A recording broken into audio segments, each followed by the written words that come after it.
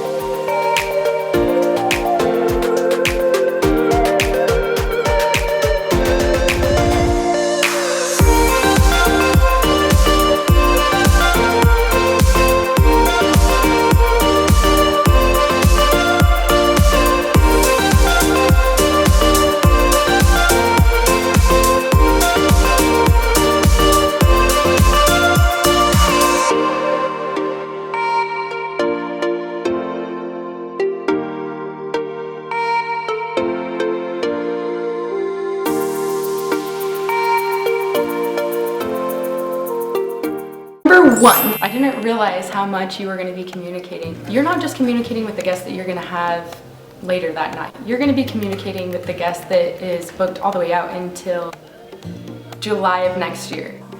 They're going to ask questions, they want to know your space and want to be comfortable with it.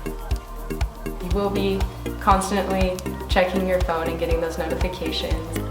You're going to be constantly available for your guests while they're staying with you, whether if they need towels, blankets, maybe some wine, flowers, whatever you want to provide in your own hosting way. You will be available 24/7 for them. Number 2, you're going to have a crazy, unpredictable schedule. At the beginning of creating your listing, you are going to be able to choose if you're gonna have 2-night minimum or a 1-night minimum. You are going to have to warp your own personal schedule around if your space is booked or not. Sometimes that can be really challenging. If you have kids or are working with another partner's schedule, whatever you're working around, you have to understand that before you get into owning your own Airbnb, that you're going to be running around everyone else. Make sure that your schedule is flexible and that you're able to pull it off. A lot of people, like myself, have turned it into a full-time career, so I'm very, very blessed to say that this is what I do work around. I do have to make sure that if I have an event or something planned, that it can't be around my turnover time, and that whenever family or events come up, I have to make sure that I am turning over the space and being prepared for my guests.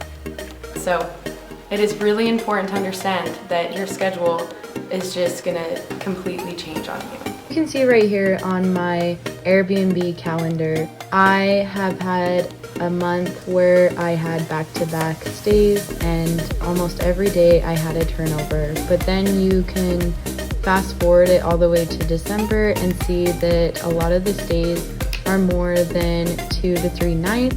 And so I would be planning to not have as many turnovers that month. With that, it gets me into the next thing that I wish that I knew before opening up was hire help.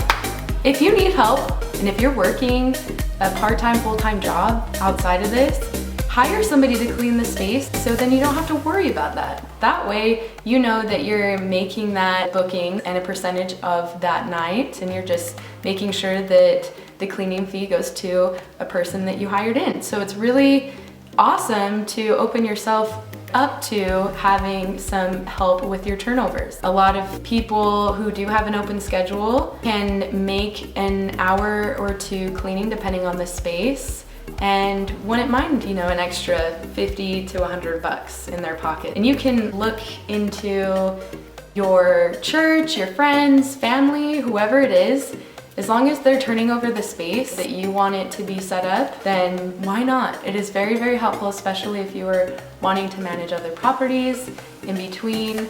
You're gonna wanna hire some help. Hiring your own management team is a whole different video, which I will make later on. As far as just making sure that your turnovers are done and completed for each guest, it is so beneficial to hire somebody for you. To piggyback on to hiring help, find mentors and research like you're doing right now on how to properly run your space from other people who have done it before. Doing your research and getting advice from others, it is a huge benefit. Lucky for me, I was inspired by a friend of mine and she gave me a lot of advice, and so that's how I was able to feel more confident opening up. And on the other end, you can also find some other Airbnb hosts that have probably even had a bad experience with their guests.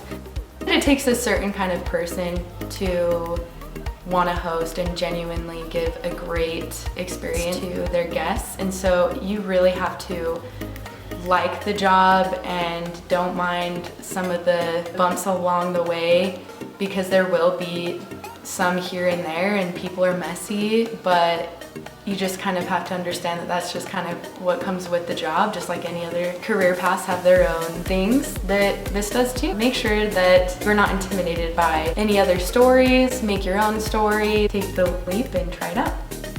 Number 4, stay in your own space. I see this a lot on the other videos on any advice and things that other people give. You need to stay in your own space before you open up. It is very important. I was like, oh, maybe, okay. And I'm so glad I did.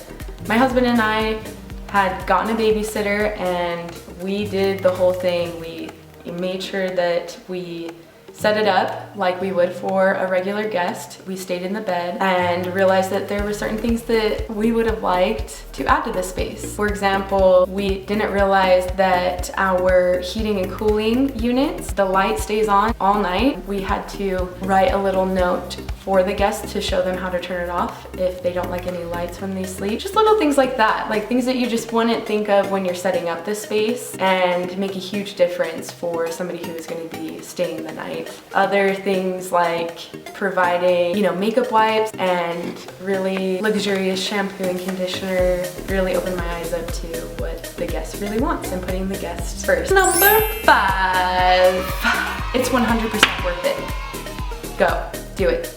If you have the opportunity to be a host, if you have a space, or even have the opportunity being able to help manage or turn over a space and want to potentially own your own space in the future, and if you're on the fence with what you're wanting to do, go for it.